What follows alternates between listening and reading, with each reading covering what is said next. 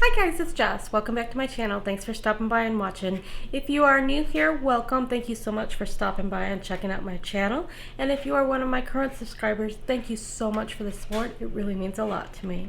In today's video, I'm coming at you from my kitchen. I have 3 awesome recipes to share with you that I think are going to really surprise you. They pack a powerful flavor punch and are going to become some of your family favorites.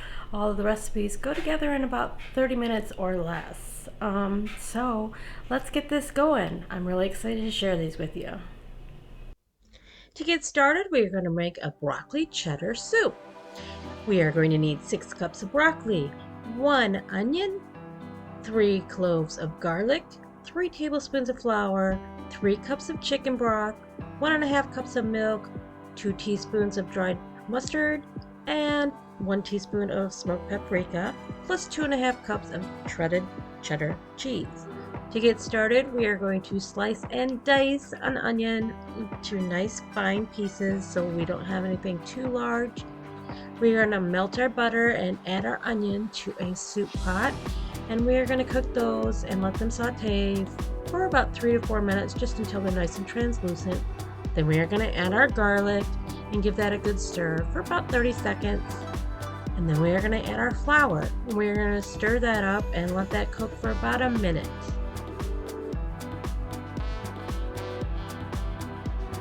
Then we are going to add our chicken broth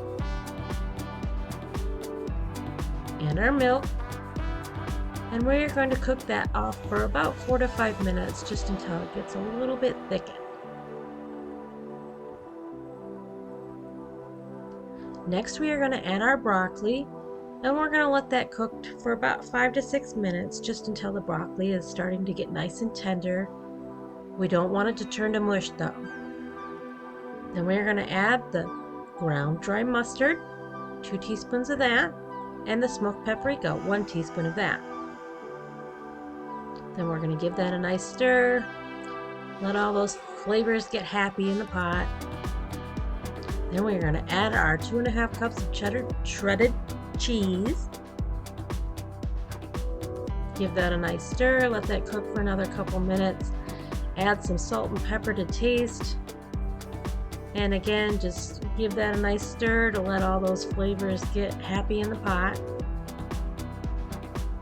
And it is time to enjoy this. This came out so nice and was so delicious. I served it with a side salad and some garlic bread. Next, we have our shrimp scampi pasta. For this recipe, you're going to need 1 pound of spaghetti, 3 tablespoons of butter, 1 pound of shrimp, 3 cloves of garlic, 1/4 cup of dry wine, 1 lemon with the zest and juice, parsley, red pepper flakes, salt and pepper, and Parmesan cheese. To get started, we are going to boil some water for our pasta noodles. And while that is going on the stove, we are going to cook up our shrimp, which is taking the butter and then just sauteing that shrimp and letting them get nice and cooked in our pan. We're going to season them with a little bit of salt and pepper. And then, while we're doing that's cooking, we're going to add our spaghetti noodles to our boiling water. Let that cook for about 5 to 6 minutes. Then we are going to add our garlic to our shrimp pan. Give that a nice stir for about 30 seconds or so. Then we're going to add the wine. And again, give it another stir. We're going to let that cook off for a couple minutes. Then we are going to take the zest and juice of 1 lemon.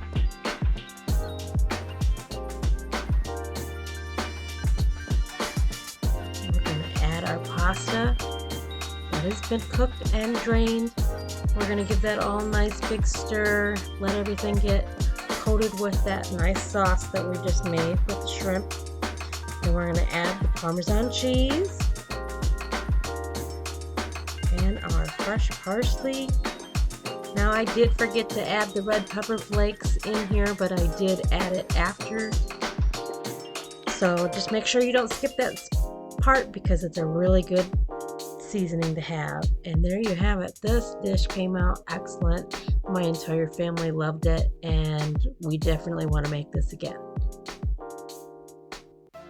And last but not least, we have chicken Caesar meatballs. For this recipe, you will need 1 pound of ground chicken, breadcrumbs, 1 large egg, 1/4 cup of grated Parmesan cheese, 2 tablespoons of fresh parsley, anchovy paste, Dijon mustard, Worcestershire sauce, minced garlic, 1 lemon, and salt and pepper. We need to put the ground chicken into a bowl and then add a 1/4 cup of breadcrumbs. And we are also going to add our 1 large egg. We are going to add our 2 teaspoons of fresh chopped parsley. And you're also going to want to add your 1/4 cup of grated Parmesan cheese, which I forgot to show. We are also going to need 2 teaspoons of the anchovy paste, 1 teaspoon of the Dijon mustard,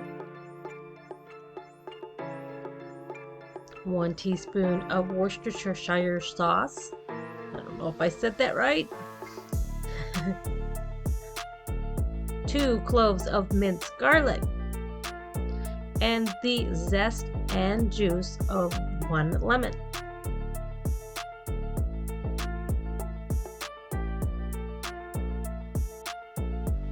Gonna salt and pepper that to taste. I probably added about a teaspoon of salt and pepper.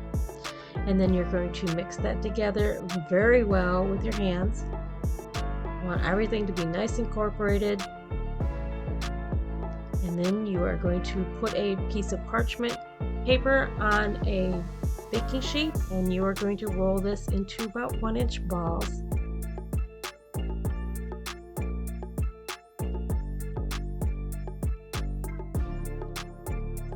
You are going to place your chicken into a oven that has been preheated to 375 for about 20 minutes, or until the internal temperature reaches 165 degrees. These were delicious all on their own. They had so much flavor, but I did make a Caesar salad to go along with my chicken Caesar meatballs, and let me tell you, it did not disappoint. It was excellent. And there you have it, guys. That was my 3 meals for this week. I really hope you get some inspiration from them and give them a try. I think in our family, one of the favorites was the broccoli cheddar soup. Probably a close second would have been the chicken Caesar meatballs. They were all delicious and all super easy to make. I recommend, giving these recipes a try. You will not be disappointed. I really hope you enjoyed this video. If you did, please give it a thumbs up and subscribe to my channel. And as always, I hope you all have a wonderful week, and I will see you in the next video. Thanks. Bye.